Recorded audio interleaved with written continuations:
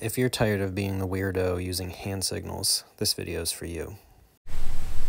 In today's video, we're going to cover all the parts needed to install a turn signal switch and flasher into your Willys Jeep. These instructions will cover installing this switch in a Jeep that's already equipped with the Kaiser Willys wiring harness. When you order your wiring harness, you can get it in the original form, which for most of the older early Jeeps did not include turn signals, but we also offer it with ready to accept terminals to hook up a turn signal switch for the lights on your Jeep.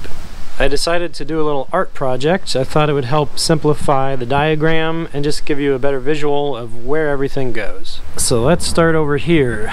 The yellow wire goes to the driver's front turn signal.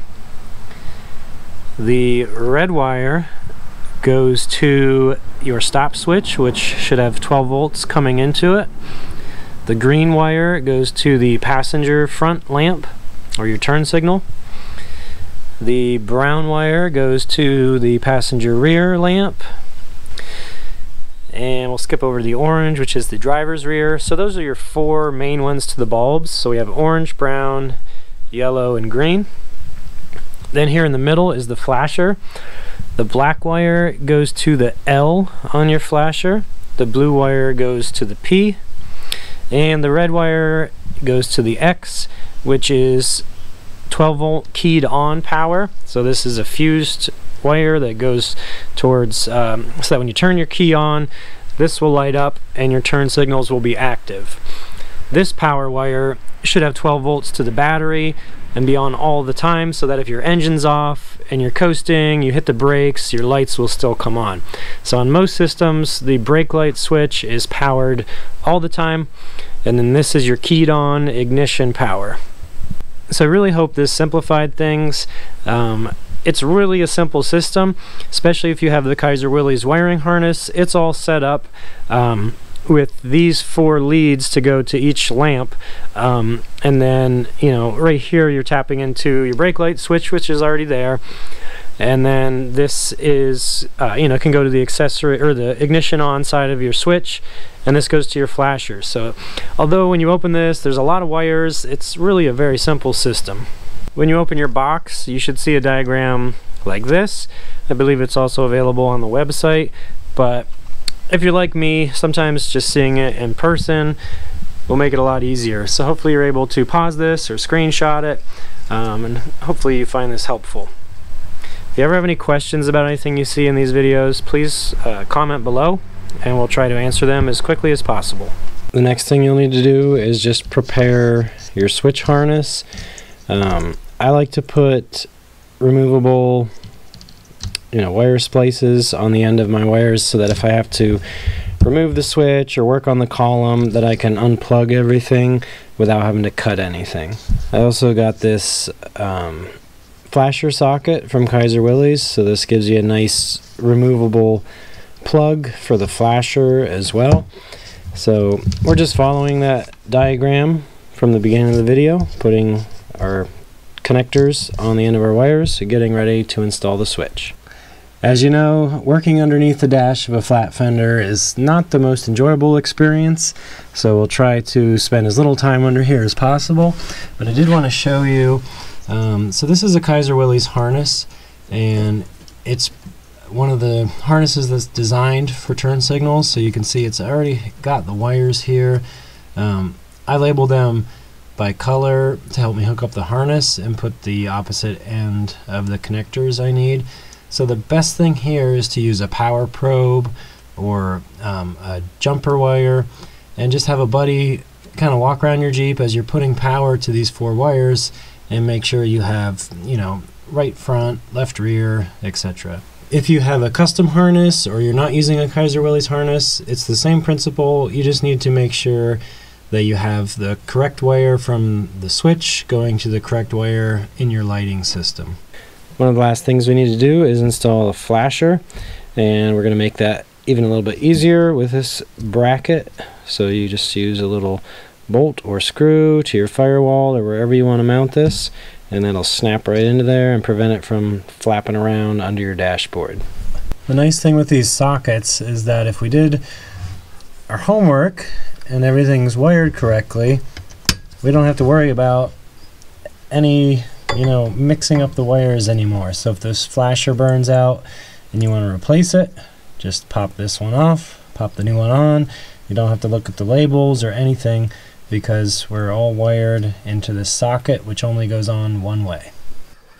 It's a little tough to see, but I decided to mount my flasher right up there above the brake pedal, and it should be up out of the way but easy to get to if I need to work on it or replace that flasher.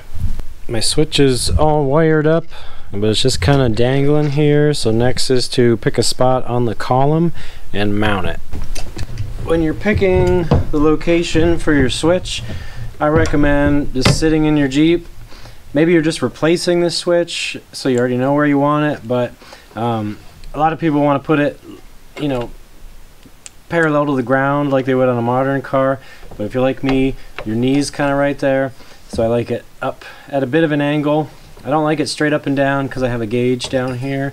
So, but that's just personal preference. So I'm going to put it right about there. So I'm going to take a little soapstone and mark where the column and the switch make contact, because this switch actually gets its ground through this area where the hose clamp rides, so you need to have a bare metal surface for this to ground. So that means you can't have any paint right where that touches. You can use a file, sandpaper, whatever. Do be very careful because there's gasoline under your tank. My Jeep is a diesel and it's sealed up pretty well, so I'm not worried about any explosion, but please be careful. Put cardboard down or something to protect it if you're going to use power tools to clean the paint off your column like I'm about to.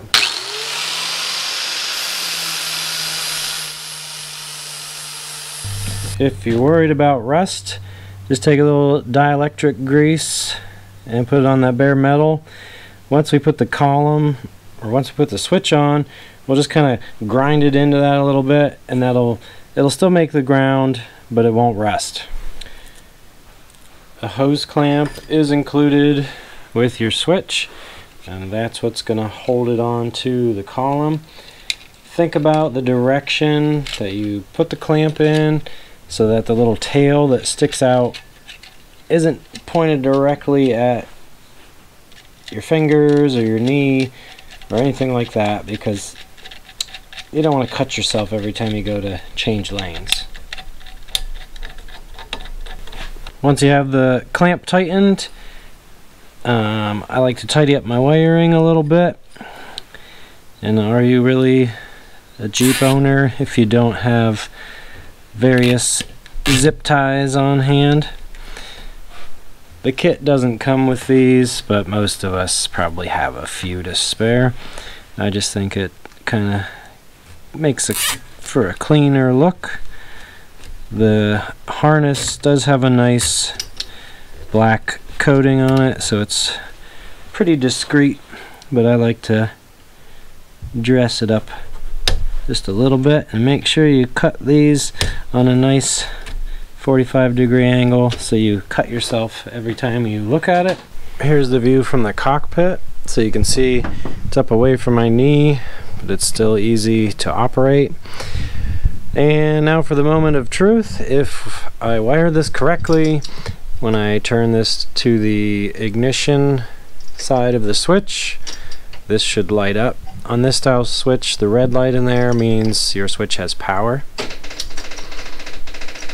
Hey, look at that. Now, if I pull it down here, I should get a blink for left turn signal, right turn signal, and if I pull that out, that should blink for hazard.